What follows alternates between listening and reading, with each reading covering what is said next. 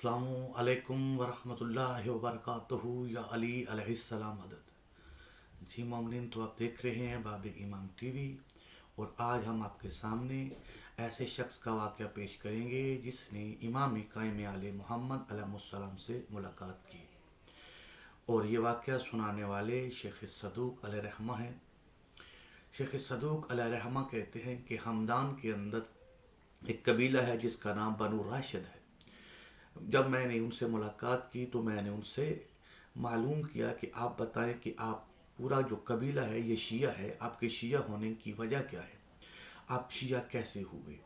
तो बनु राशिद के कबीला हमदान में जिस शख्स ने वो सारा वाक़या सुनाया, मैं चाहूँगा कि आपके सामने किताब के हवाले के साथ पेश किया जाए। वैसे तो ये वाक़या बहुत सी बड़ी बड़ी मोतबर कुतब जो शिया कुतब हैं उनके अंदर मौजूद है, लेकिन इस वक्त मैं आपके सामने चंद किताबों के नाम बता देता हूँ। और जिस किताब को आपके सामने दिखाऊंगा आज वो है कमालुद्दीन व तमामुल रहमा शेख सदूक की। इसी तरह शेख सदूक की दूसरी किताब जो है वो आपको इलाल शराय के अंदर भी ये बात मिलेगी। इसके अलावा सैयद हाशिम बुरहानी की किताब जो अंसार इमाम महदी अलैहिस्सलाम पर उन्होंने लिखी है, जो उर्दू तर्जमा के अंदर भी मौजूद है और अरबिक भी मौजूद है। इसी तरह हमारे यहाँ बहुत से जो शिया बड़े बड़े उलमा हैं, जिस तरह शेख तुसी हो गए या शेख तुसी के अलावा दारुस्सलाम के अंदर, यानी कि वो उलमा जिन्होंने ऐसे हकानियत जो है जिनको जमा करके किताब की शक्ल में जमा किया है, उन तमाम के अंदर ये वाक़या आपको मिल जाएगा। तो आज मैं चाहता हूँ कि मैं आपके सामने वो मुकम्मल वाक़या जो बनु और राशिद जो हमदान के रहने वाले थे, वो पूरे का पूरा कबीला शिया था, उनके शिया होने की वजह क्या बनी। तो आए चलते हैं। सबसे पहले हम देखते हैं कि वो वाक़या शेख सदूक ने जब उनसे सुना तो क्या वो बयान करते हैं। यकीनन आपके सामने इस वक्त आपको नज़र आ रहा है। मैं सबसे पहले ये बाब आपको दिखाना चाहता हूँ। इस बाब का नाम यकीनन आपको नज़र आ रहा है, बाब नंबर 43 है, 43 नंबर। इन लोगों का जिक्र जिन्होंने हज़रत इमाम कायम आले मोहम्मद अलैहिस्सलाम की ज़ियारत की है। तो इस बाब के अंदर 20 नंबर पर ये जो रवायत नंबर 20 नंबर रवायत है उस पर हम चलते हैं। ये 20 नंबर रवायत है जिसके अंदर शेख सदूक जो हैं वो उनसे इसके बारे में मालूम करके अपनी किस किताब के अंदर लिख रहे हैं। तो यकीनन अभी आपके सामने वो सारे का सारा वाक़या जो है वो आपके सामने आ जाएगा, आप खुद पढ़ें। मैं वो इबारत जो लिखी हुई है वो आपके सामने सिर्फ पेश करूँगा ताकि हमको यहाँ से ये वाक़या शुरू होता है। मैंने एक बुज़ुर्ग अहमद बिन फारस अदीब से सुना, उन्होंने कहा कि मैंने हमदान में अपने बाज़ भाइयों से यह हकायत सुनी और किसी को इस हकायत की मुखालफत करते हुए नहीं पाया। ये शेख सदूक जो हैं ये कह रहे हैं कि जिस शख्स ने मुझे ये वाक़या सुनाया है वो शख्स कहता है कि इस वाक़े के बारे में किसी को भी कोई मुखालफत नहीं थी। तो असल में ये वाक़या क्या हुआ, हमदान में एक कबीला है जो बनु राशिद कहलाता है, वो सब के सब शिया इमामिया हैं। मैंने जब इनसे शिया होने का सबब दरियाफ्त किया तो इनके एक बुज़ुर्ग कि जिनको मैंने नेकोकार और रास्त गो पाया ने बताया कि हमारे जद राशिद हमदानी से रवायत है कि जब मैं हज अदा करके वापस लौटा और सैराग की मंजिल तय करने लगा तो मुझे क़याम करने और सफ़र करने में निशात हासिल हो रहा था। मैंने एक तवील सफ़र तय किया, यहाँ तक कि मैं थक गया और आराम की ख्वाहिश पैदा हुई तो सोचा कि कुछ देर सो लूँ ताकि आराम मिल जाए। जब काफिला आखिरी हिस्से का आएगा तो मैं चलने के लिए तैयार हो जाऊंगा। फिर हुआ ये, मैं सूरज की तपिश से बेदार हुआ और मैंने वहाँ किसी को ना पाया। मुझे वहशत हुई क्योंकि मैंने रास्ता भी ना देखा था और ना इसके निशानात से वाकिफ था।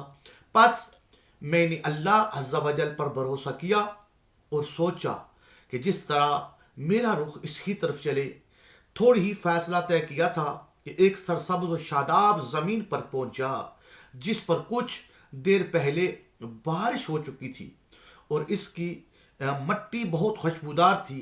मैंने इसके दरमियान में नज़र की تو ایک محل دیکھا جو تلوار کی مانند چمک رہا تھا۔ میں نے خود سے کہا کاش میں اس محل کے بارے میں جان سکتا، کہ جس کو نہ میں نے کبھی دیکھا اور نہ جس کے بارے میں کبھی سنا۔ پس جب میں اس کے دروازے کے قریب پہنچا تو میں نے سفید فام خادموں کو دیکھا، انہیں سلام کیا تو انہوں نے خوش اسلوبی سے جواب دیا اور کہا بیٹھ جاؤ، اللہ تعالیٰ نے تمہارے ساتھ بلائی کا ارادہ کیا ہے۔ ایک غلام قصر کے اندر گیا، پھر باہر آیا اور کہا اٹھو اندر چلے جاؤ۔ میں قصر میں داخل ہوا۔ میں نے اس قصر کی بنیادوں سے بہترین بنیادیں اور اس سے روشن تر عمارت نہیں دیکھی تھی۔ خادم ایک گھر کے پردے کے پاس کھڑا ہوا، اسے اٹھایا اور مجھ سے کہا داخل ہو جاؤ۔ پس میں گھر میں داخل ہو گیا تو میں نے دیکھا ایک نوجوان اس حالت میں تشریف فرما ہے جس نے اپنے سر مبارک پر ایک لمبی تلوار لٹکائی ہوئی ہے، اور وہ جوان گویا تاریکی میں بدر کامل کی طرح ہے۔ میں نے آپ کو سلام کیا، آپ نے مجھے لطف و مرمت سے سلام کا جواب دیا۔ پھر پوچھا میں کون ہوں؟ میں نے عرض کیا خدا کی قسم مجھے علم نہیں۔ آپ نے فرمایا میں وہ قائم آل محمد صلی اللہ علیہ وآلہ وسلم ہوں جو آخری زمانے میں ظاہر ہوں گا۔ میں اس تلوار کے ذریعے زمین کو عدل و انصاف سے بھر دوں گا جس طرح وہ ظلم و جور سے بھر چکی ہوگی۔ میں اپنے منہ کے بل گر پڑا۔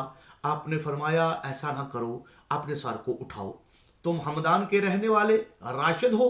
میں نے عرض کیا میرے سید و سردار۔ آپ نے درست فرمایا۔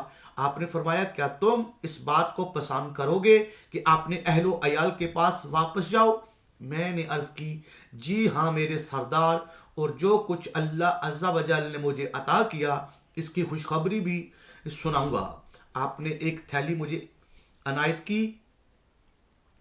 عنایت فرمائی اور خادم کو اشارہ فرمایا، وہ چند قدم میرے ساتھ چلا۔ میں نے ٹیلوں، درختوں اور مسجد کے مینار کو دیکھا تو کہا تم اس شہر کو پہچانتے ہو؟ میں نے کہا یہ میرے شہر اسد آباد جیسا لگتا ہے۔ میرے شہر اسد آباد جیسا لگتا ہے، جو میرا شہر ہے وہ بالکل اسد آباد جیسا لگتا ہے۔ کہا اے راشد یہ اسد آباد ہے، یہ اسد آباد ہے، اب چلے جاؤ۔ میں نے مڑ کر دیکھا تو اسے نہ پایا۔ میں اسد آباد میں وارد ہوا، تھیلی میں 40 یا 50 دینار موجود تھے۔ میں ہمدان گیا، میں نے اپنے اہل کو جمع کیا اور اس بات کی بشارت دی جب تک ہمارے پاس یہ دینار موجود رہے ہم خیر و بھلائی پر قائم رہے۔ یقیناً یہ واقعہ آپ نے دیکھ لیا۔ کتاب کا حوالہ آپ کے سامنے ہے، کمال الدین و تمام النعمہ، جلد نمبر 2 میں پیج نمبر 435 ہے اور باب نمبر 43 ہے۔ یقیناً یہ واقعہ آپ کی آنکھوں کے سامنے آپ نے دیکھ لیا، جس میں ہمدان کا قبیلہ بنو راشد جو ہیں وہ شیخ صدوق ان سے اس واقعہ جو ان کی امام علیہ السلام سے ملاقات ہوئی، اور اس ملاقات کو شیخ صدوق علیہ الرحمہ نے اپنی کتاب میں لکھا۔